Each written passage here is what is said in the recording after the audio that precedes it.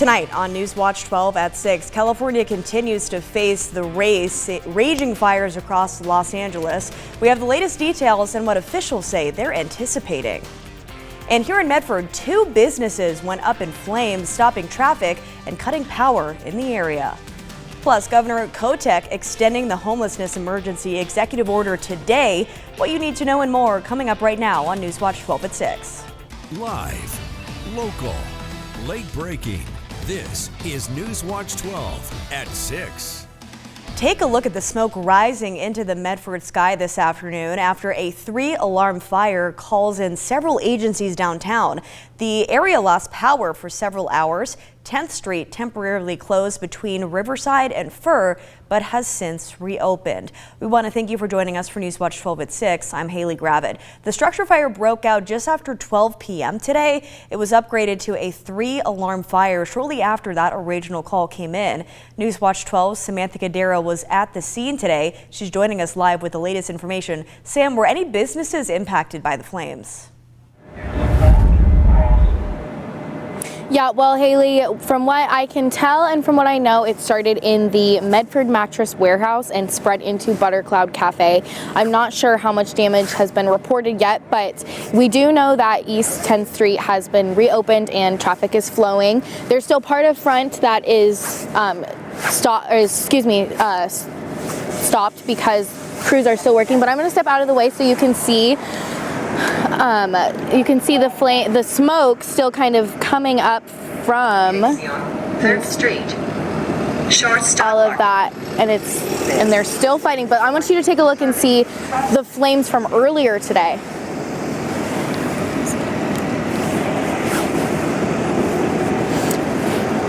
You can see the thick smoke erupting from the roof of the Medford mattress warehouse, and I could also see crews on top of Buttercloud Cafe containing the smoke there too. Now around 2 p.m., some crews were scaled back as they were able to contain the flames to the origin of the building, which caused the Medford mattress warehouse. And I will continue to track the cause of this fire as the investigation continues. But for now, I'm reporting live in Medford. I'm Samantha Cadera. We want to check in with Storm Tracker 12 Chief Meteorologist Matt Hoffman for a look at our conditions this evening. Matt. Well, pretty quiet out there this evening, Haley. We are tracking some chilly temperatures. Look at these latest readings. 39 degrees in Grants Pass and Medford, 36 in Klamath Falls, 39 in Montague, and we're sitting at 48 degrees in Gold Beach.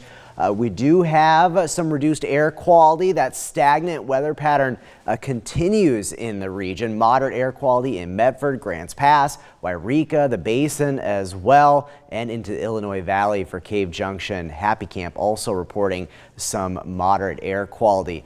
Still fairly foggy in Grants Pass. We didn't break out of the low clouds and fog today. We did in Medford, though, seeing plenty of sunshine this afternoon, but some more fog development is expected for tonight. We'll stay dry throughout the region tonight, but the next storm system is on the way, and that's going to bring some wet weather to the region as we head into tomorrow. Tracking not only some rain and mountain snow, mainly seeing some light accumulations above 5,000 feet along the Cascades. We'll also get those winds to pick up, especially through the higher terrain. Should be enough to end the air stagnation advisory that remains in place until noon tomorrow for our west side and east side valleys. I'll have details on the timing of precipitation and amounts coming up in just a bit. And dozens protested at the Josephine County Courthouse today following a Monday vote by commissioners to terminate the local library's lease. NewsWatch 12's Rocky Walker was at the protest and has the latest. There's a very active scene behind me. Cars going by, dozens of people displaying signs. What they're protesting is a Monday vote by the Josephine County Commissioners to terminate the lease of the Grants Pass Library. They say it's for funding and maintenance. They've been trying to get a hold of the library. They have not been gotten back to within the past few weeks by them. The library saying they're being blindsided. A lot of these people are saying it feels like community resources are dwindling. But just moments ago, not too long ago, Commissioner Chris Barnett told me that vote on Monday is null and void, saying that they started those conversations to update this lease, saying that a termination of the lease, that vote, no longer happening. But those at the library say they don't believe him. Reporting in Grants Pass, I'm Rocky Walker. And over the last 2 years, organizations across Jackson County have been using funding from 2 executive orders to house and provide resources to the unhoused community. There are multiple ways that organizations across Jackson County have worked together to help the unhoused population and prevent it from getting bigger. The important thing with that is when someone goes homeless, all of their barriers to getting back into housing start to come into place. Executive Order 2302 not only wanted to provide access to more beds and mental health treatment, but also provide funding to keep people from becoming homeless in the first place. Aura and Access are 2 organizations that help keep people in their homes. It's much easier to keep somebody housed than to find new housing for them with an eviction on their record. Over the last 2 years, the MAC group has been able to prevent 717 evictions. The organization also provides case management and navigation options to help people stabilize their lives and prevent getting to a point of eviction again. Homelessness is a complex issue, and any time that we can prevent it from happening is a win. The executive order funding helped Aura gain 2 additional navigators, including a bilingual navigator. It might be something as simple as, I don't know how to write a check. I've been unhoused my whole life. How do I write a check to pay my rent? And that's where Aura's navigation team steps in and helps them. If we don't do it, we are able to refer them to a community partner that does. Reporting in Jackson County, I'm Brinkley Hill. And tomorrow, Providence Medford Medical Center and its nurses labor union says they are ready tonight for a labor strike tomorrow. Providence has been negotiating a new contract with Oregon Nurses Association for a year. They stalled last summer and caused this 3-day strike. Further talks have stalled, so ONA nurses plan to start picketing in Medford at 6 a.m. tomorrow. The proposal that we have put forward is generous, it's fair. And the economics of that, I think, just as importantly, is sustainable. Providence has systematically lowered the standards of care and focused on a healthcare model that prioritizes profits over our patients. Providence says it offered average pay raises of 20 to 25%.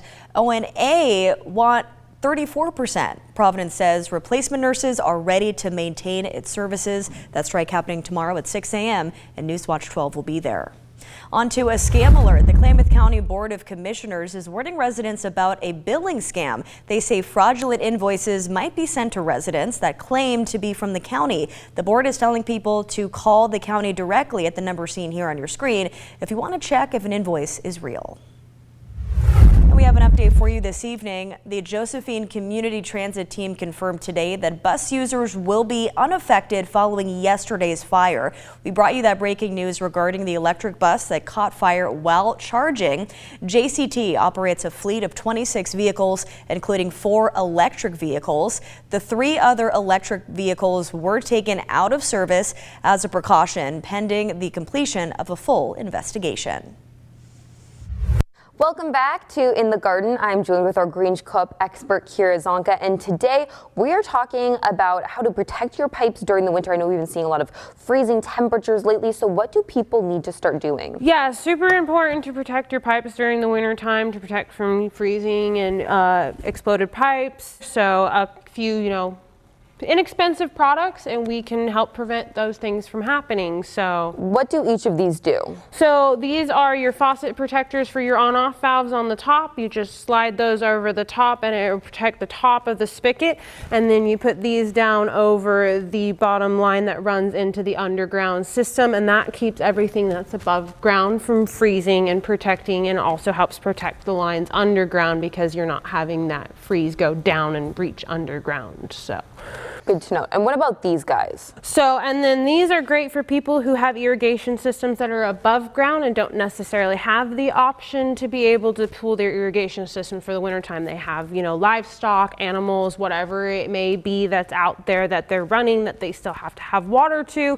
This is a really great option. It's basically like a heat tape that's for them that you just wrap around there and you just flick it on when you're expecting freezing temperatures. So we have all of these amazing products, but is there anything else additional that people need to do with these products to protect their pipes? Another great thing, of course, is to drain out all the water in your pipes. So make sure your hoses are clear of water, drain them out and roll them up somewhere for the winter time. Again, helps keep their lifespan longer and keeps your hoses lasting for a longer period of time. So that's another great thing to do on top of protection, is just make sure that all the lines that you can clear all the water out of are cleared out and drained for the winter time. All right, well, that's really great to note. If you have any questions, of course, you can head to your local Grange Co-op and ask an expert like Kira. Thanks for joining us this week in the garden. We'll see you next time.